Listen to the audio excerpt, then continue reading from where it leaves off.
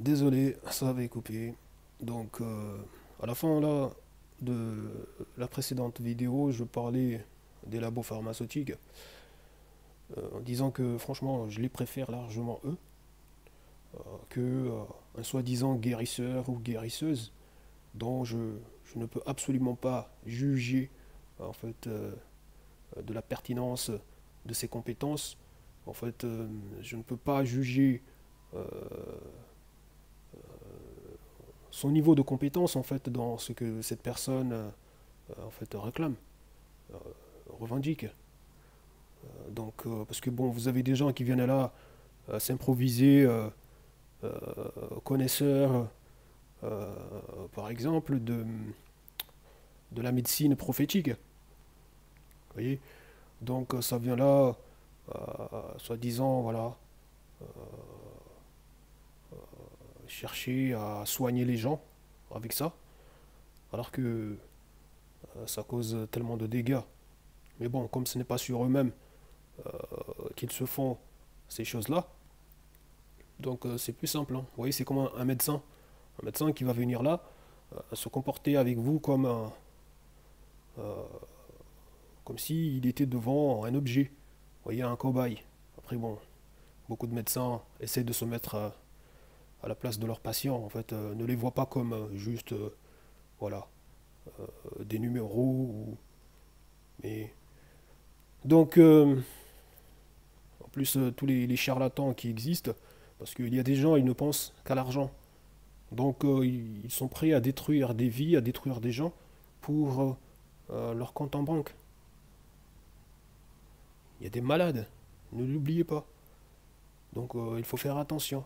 Des gens qui peuvent venir là vous vendre n'importe quoi, je ne sais pas, un produit fait à base de serpents séchés, mélangés avec je ne sais quelle crotte de chien ou je ne sais pas quoi et tout.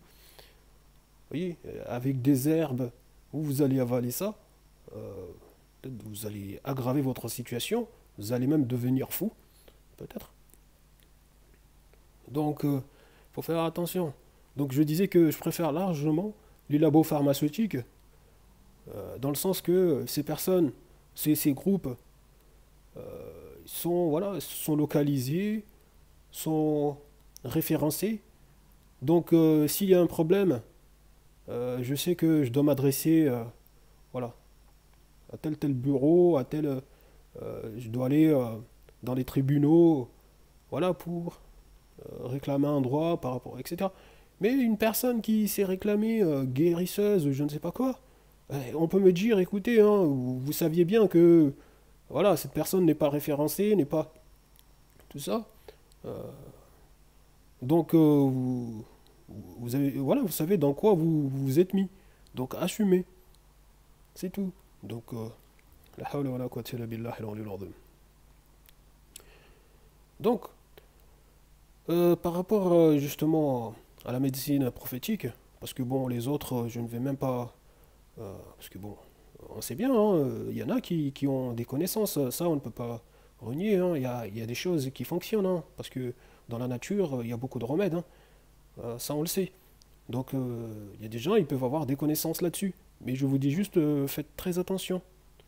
Vous voyez par exemple un truc, un remède très simple que j'avais même recommandé. Lorsque vous avez par exemple mal au ventre, tout ça, imaginons que vous avez mangé, après avoir fini de manger, vous avez un problème en fait. Vous sentez que vous allez avoir mal au ventre, en fait, ça commence à gargouiller ou à vous donner une sensation en fait bizarre que euh, là, il faut prendre ses précautions, par exemple. Donc, ou bien, après avoir fini de manger, vous sentez vraiment une sorte de crampe, en fait, des crampes au niveau de l'estomac, tout ça, des douleurs bizarres, etc. Vous voyez, c'est comme ce que ressentent, par exemple, des femmes euh, qui ont un problème par rapport aux règles. Mais bon, après, aujourd'hui, on commence à découvrir que, en fait, il y a des choses qu'on qualifie de maladies qui ont un lien avec tout ça, avec les règles, avec les menstrues. Donc, je disais, donc, quand vous avez par exemple ce genre de problème, par exemple ces douleurs-là, bon, moi personnellement, c'était en fait, j'avais des douleurs bizarres, des crampes bizarres au niveau du ventre.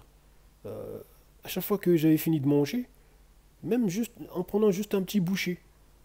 Et franchement, c'était vraiment atroce parce que j'ai passé plus d'une semaine comme ça. Je n'arrivais pas à dormir, vraiment. Vous voyez, je me tournais dans tous les sens et tout. Et je ne voulais pas aller voir le médecin parce que je n'aime pas trop en fait tous ces produits chimiques et tout ça. Donc synthétiser, transformer toutes ces choses-là. Et je n'ai pas envie d'être le cobaye de quelqu'un. Donc j'étais là, je me suis dit, mais qu'est-ce qu'il faut faire là pour calmer ça? Donc j'ai invoqué Allah Tabaraka wa Ta'ala. Oui, j'ai demandé de m'inspirer une remède. J'avais pris même l'huile de Nigel, tout ça, mais ça n'avait pas marché. Bon, du moins, parce que là aussi, il faut savoir que euh, il y a ce qu'on appelle la posologie. Vous voyez, il y a une manière en fait d'utiliser toutes ces choses-là. Vous voyez? Donc ces produits fonctionnent parfaitement bien dans ce qu'ils doivent fonctionner. Dans quel type de maladie, dans quel type de problème, ou même si pour tous les maladies, mais peut-être il y a une manière en fait de les utiliser. Et je pense avoir compris une chose en fait concernant l'huile de Nigel, mais bon, on verra ça tout à l'heure, Inch'Allah. Donc, euh, et là en fait, je ne sais pas ce que j'avais vu, et dans ma tête ça a fait tilt, qu'en fait, je l'ai pris pour euh, la réponse. Vous voyez? En fait, parce que comme je vous ai dit, j'avais invoqué Allah tabaraka wa ta'ala, qui m'inspire en fait une remède, quoi. Je dis une remède. Un remède. Donc là, c'était justement en fait l'utilisation du coriandre. Vous voyez le coriandre? Et aussi même du curcuma derrière. Parce que j'ai vu que le coriandre, en fait, c'est très bon pour le ventre. En fait, c'est très bon pour le ventre. Et aussi même le curcuma, en fait, le curcuma, c'est très bon pour le foie. Ça, c'est des choses connues. Donc, j'ai utilisé, en fait, le coriandre. Je vous dis, j'ai pris juste un tout petit peu. J'avais mis ça, en fait, dans ma main. J'ai avalé ça. Non, mais je vous dis, tout de suite, en fait, je suis rétabli. En fait, c'était comme... Voilà, le mal avait disparu. Vous comprenez? Le mal avait disparu. Alors que je souffrais tellement. Vous voyez, je ne trouvais même pas le sommeil. J'étais là, tourné à droite à gauche.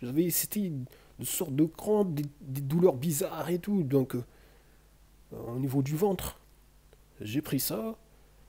Après, bon, peut-être, il y a aussi la question de la foi aussi, hein.